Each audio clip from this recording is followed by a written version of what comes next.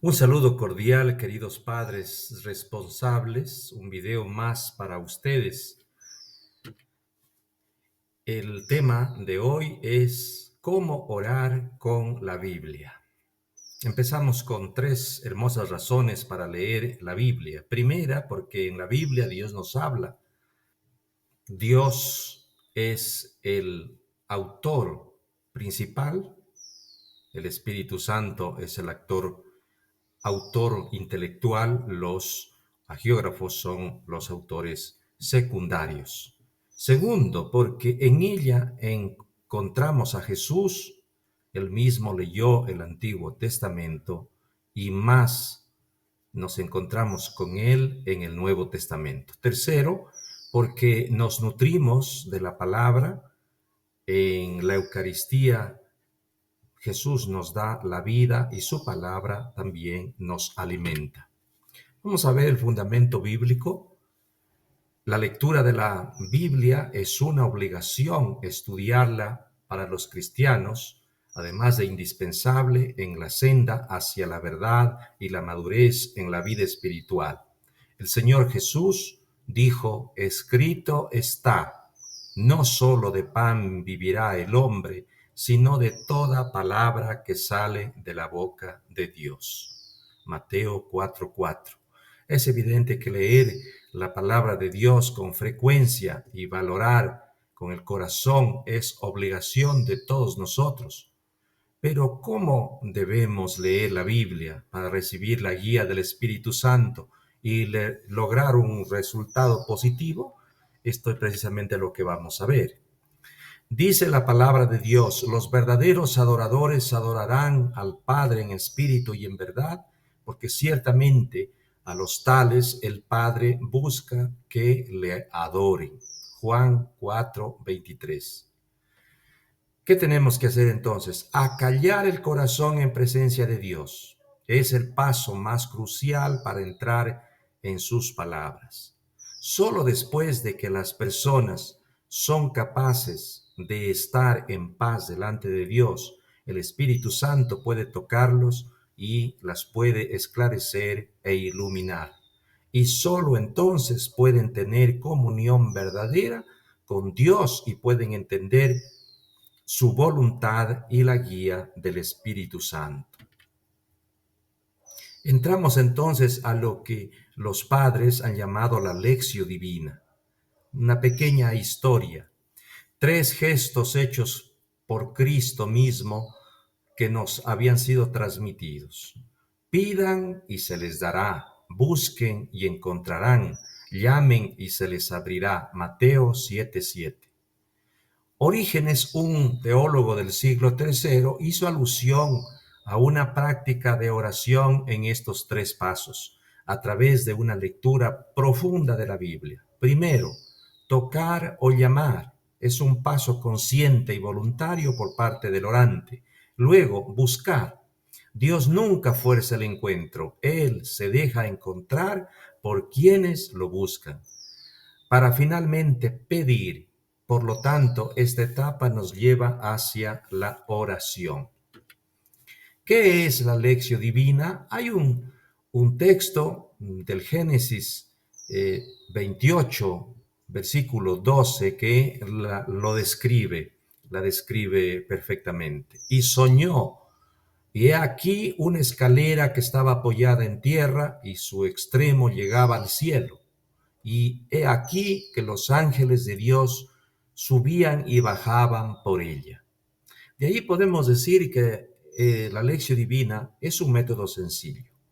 La lección divina es una forma de tener un encuentro con Dios a través de la Sagrada Escritura. Y se hace normalmente tomando un pasaje determinado de la Biblia para hacer oración. Consiste en dividir la oración en 5 pasos.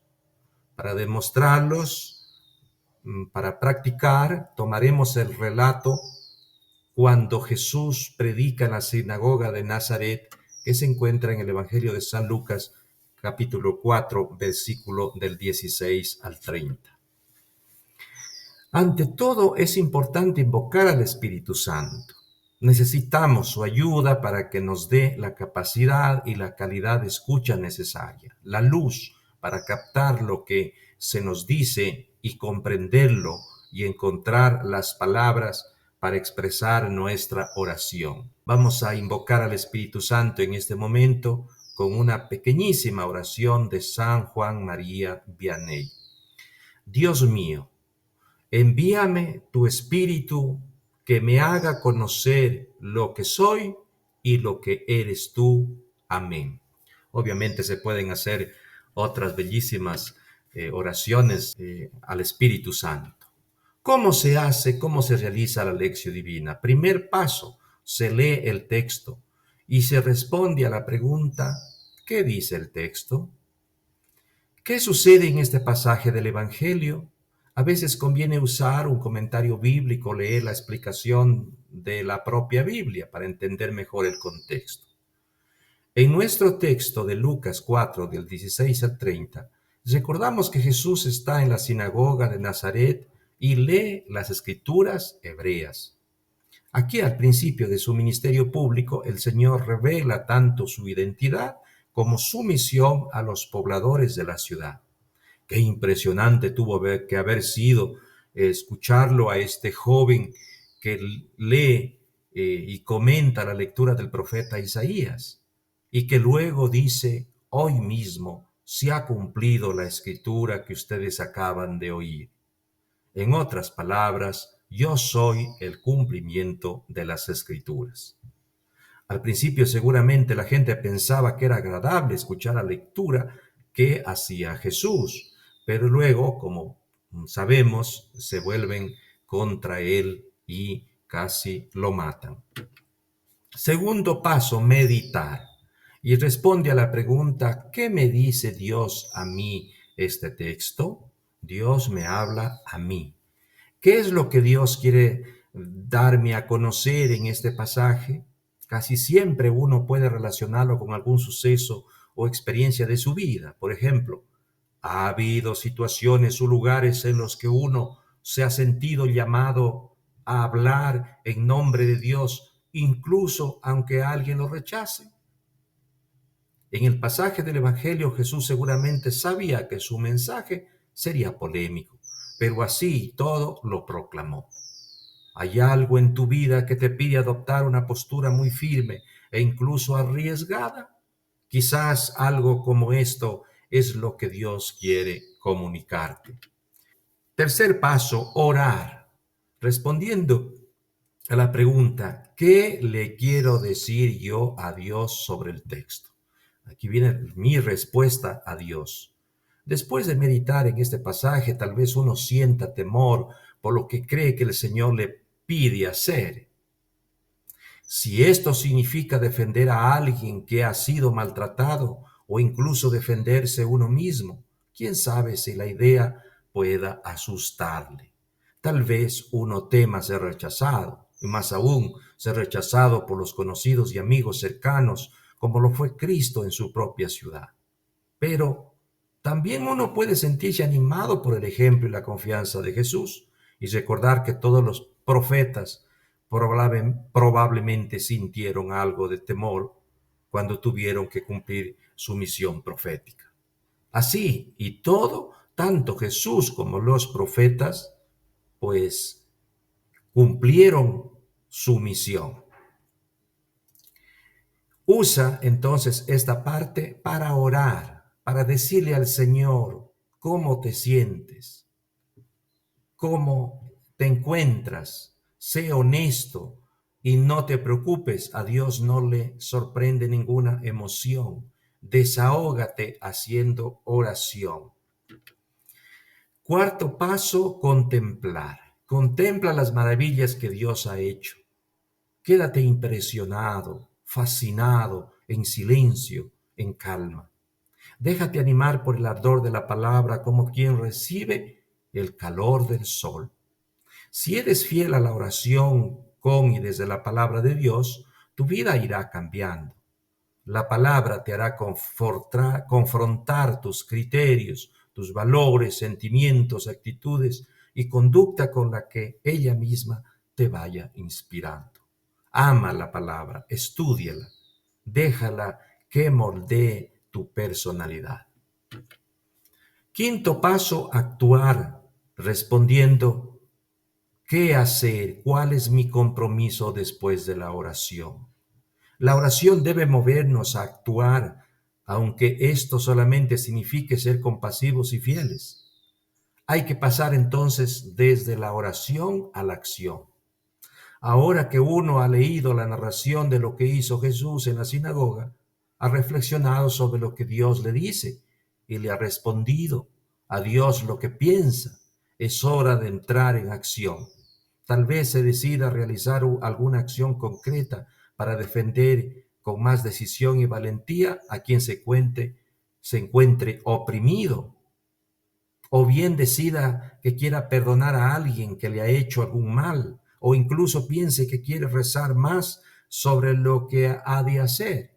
Sea lo que sea, es hora de dejar la oración y pasar a la acción. Otra forma de practicar la lección divina es saborear y escuchar. Ligeramente diferente a la lección divina, en el cual uno se queda meditando sobre una idea, sobre una palabra, una frase que uno escoge del pasaje leído. De esta manera uno puede saborear el texto, como decía San Ignacio de Loyola. Esto resulta muy bien, sobre todo con los salmos. Por ejemplo, al leer el Salmo 23, comienza con la frase «El Señor es mi pastor». Y cuando llegues a la frase «En verdes praderas me hace recostar», podrías meditar en lo agradable que sería experimentar un apacible descanso en aquella verde pradera. Si eres muy ocupada, muy ocupado, podrías reposar junto a Dios, o bien puedes pensar en aquellos lugares o situaciones que en tu vida podrías comparar con verdes praderas y darle gracias a Dios por ellos. De esta forma, su lección divina se limitaría nada más que a una oración concentrada o un descanso apacible, una gratitud a Dios sin palabras.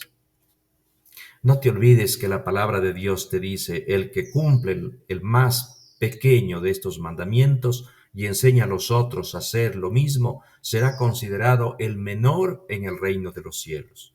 En cambio, el que los cumpla y enseñe será considerado grande en el reino de los cielos. Mateo 5, 17 al 19. Hay que aspirar a lo grande.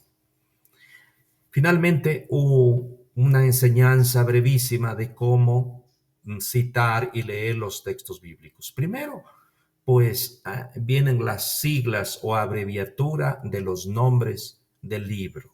Por ejemplo, Génesis se pone GN. Al inicio de la Biblia puedes ver estas abreviaturas de cada uno de los libros de la Biblia.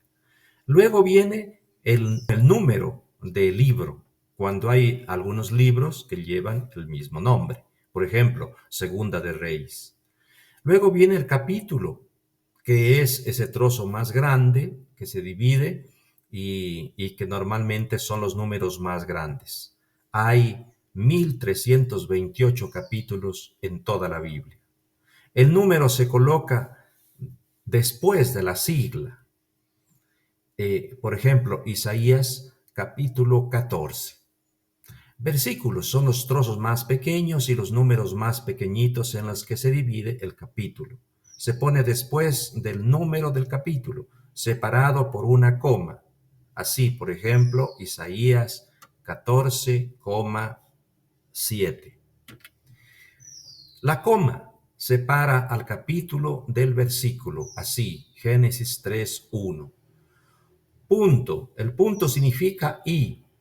Quedaría así Génesis 3, 1 y 9. El guión significa al.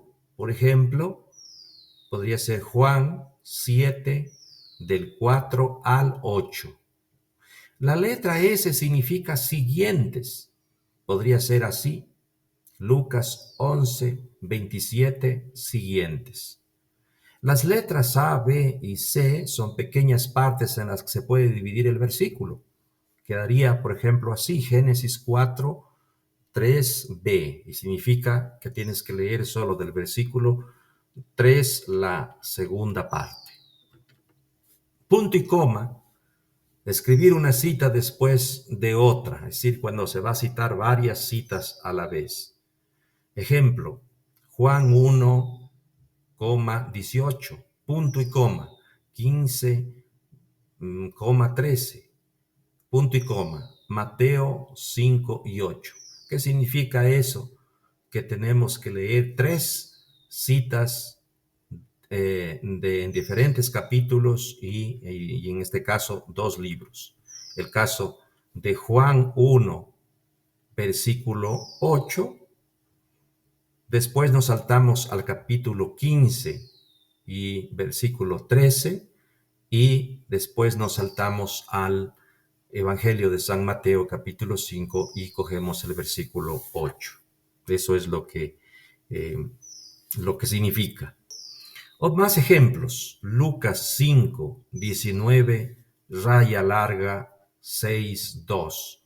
Se leerá Evangelio según San Lucas del capítulo 5, desde el versículo 19 hasta el capítulo 6, versículo 2. Eso es que tendremos que leer entonces desde el versículo 9 del capítulo 5 hasta el versículo 2 del capítulo 6. Es decir, que inclusive una cita larga va desde un capítulo a otros. Pero si encontramos así Ezequiel 14, 3.7, 12, pues quiere decir que del capítulo 14 solo leeremos pues los versículos 3, 7, 12, saltándonos aquellos versículos intermedios. Terminamos con algunos consejos para leer la Biblia. La primera cosa es comprométete a leer en un momento específico del día. Esa es la primera cosa que tienes que hacer. Pon una hora concreta. No sería la mejor pues en la noche, porque puedes estar cansado, puedes dormirte, puedes distraerte. Podría ser por la mañana. No te desesperes si un día pierdes, pues lo pierdes, ¿no? No trates de que sean más días, trata de que sea hábito leer la Biblia todos los días. Segundo, el objetivo no es terminar de leer la Biblia, sino leerla constantemente. Si lograste terminarla, es motivo de celebrarla, pero vuelve a leerla tantas veces. Evalúa en qué pierdes tu tiempo libre. Y al poner la lectura de la palabra de Dios, no sería para agregar una actividad más al tiempo que ya pierdes en otras cosas, sino sería quitarle tiempo a lo que ves que estás perdiendo. Tiempo puede ser en las redes sociales, en la televisión, en las películas, en los videojuegos. Quitarle un poco de tiempo de esto para leer y estudiar la Biblia. También te pongo aquí un posible plan para leer el Antiguo Testamento. Comienza por el Génesis, Éxodo, Números. Luego te saltas a Josué, Jueces, Primera de Samuel, Segunda de Samuel, Primera de Reyes, Segunda de Reyes, Amós, Oseas, una primera parte de Isaías del 1 al 39, Miqueas, Nahum, Sofonías, Habacuc, Jeremías, Lamentaciones, Ezequiel, Abdías. Coges la segunda parte del libro de Isaías, del 40 al 55, Primera de Crónicas, Segundo de Crónicas, Esdras, Nehemías, Ageo, Zacarías, la tercera y última parte de Isaías, del 56 al 66. Malaquías, Joel, Jonás, Ruth, Tobías, Judith, Esther, Eclesiástico, o Sirácides también que se llama, Cantar de los Cantares, Job, Eclesiastés, Primera y Segunda de Macabeos, Baruch, Daniel, Sabiduría, Levítico y Deuteronomio. Bueno, podrías, los salmos, leerlos más como oración y como cantos, como Los salmos han sido para ser cantados. Del Nuevo Testamento podías hacer este orden. Primera carta de San Juan, unas 2 veces. Luego vas por el Evangelio de San Juan, sigues por el Evangelio de San Marcos, las cartas de San Pablo, Gálatas, Efesios, Filipenses, Colosenses, primera y segunda de Tesalonicenses, primera y segunda de Timoteo, Tito, Filemón.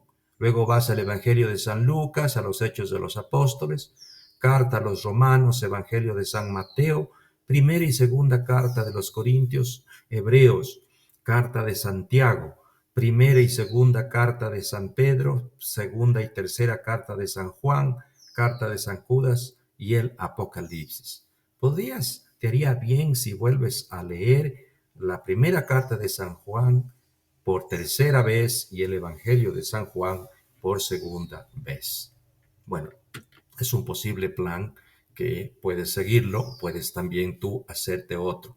Este plan que te doy pues tiene su lógica en lo que es el estudio de la Biblia, en lo que es la comprensión quizá. ¿Qué dice la Biblia y el magisterio? Pero la Biblia está viva y activa, Hebreos 4:12. Está llena de palabras de sabiduría, como amarse unos a otros, Juan 13:34-35. Perdonarse unos a otros con compasión, Efesios 4:32. Y lo más importante, buscar a Dios por encima de todo, Mateo 6:33. Y nos señala a la oración y al Espíritu Santo como guía para vivir todo esto. El Papa Benedicto nos recomienda esta antigua práctica de la lectura de Dios o lectio divina. La lectura asidua de la Sagrada Escritura, acompañada por la oración, permite ese íntimo diálogo en el que a través de la lectura se escucha a Dios que habla y a través de la oración se le responde con una confiada apertura del corazón. Mientras que el magisterio de la Iglesia, la lectio divina, que también se llama lectura sagrada o lectura de la oración, es un método de la lectura de la Biblia para entablar conversación con Dios. Se consideró primero una práctica monástica, especialmente carmelita, pero que fue promovida profundamente por San Juan Pablo II y Benedicto XVI. Pues en el Concilio Vaticano II se decía: no hay mayor prioridad que esta, abrir de nuevo al hombre de hoy el acceso a Dios, al Dios que nos habla y nos comunica su amor para que tengamos vida en abundancia. Compromiso. Se reúnen los padres con sus hijos, repasan las respuestas del taller y practican la lección divina con el texto bíblico de San Pablo a los Efesios, capítulo 6, versículos del 1 al 4.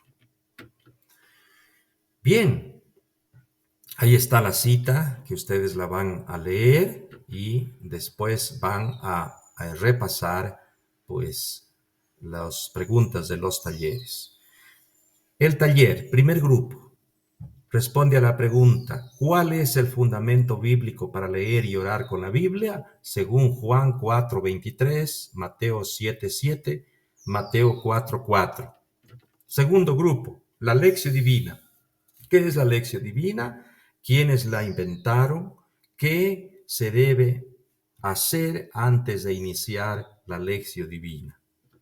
Tercer grupo, explique en qué consisten los 2 primeros pasos de la lección divina. Explique. Cuarto grupo, explique en qué consisten los 3 últimos pasos de la lección divina. Quinto grupo, escriba algunos consejos a tomar en cuenta para leer diariamente la Biblia, ¿no? No te olvides los 7 beneficios de leer la Biblia, ¿no? Te traerá gozo, quitará tus cargas, guiará tus pasos, te mantendrá alejado del pecado, te guiará a la sabiduría, te dará paz y te traerá de vuelta a Dios. Sexto grupo, ¿qué dice el magisterio de la Iglesia? ¿Qué documentos hablan sobre la palabra de Dios? ¿Qué papas la recomendaron? Y tercera pregunta, ¿cuál es el plan de lectura de la Biblia? Y con esto, muchísimas gracias. Espero que esto lo pongan en práctica todos los días. Mucho gusto.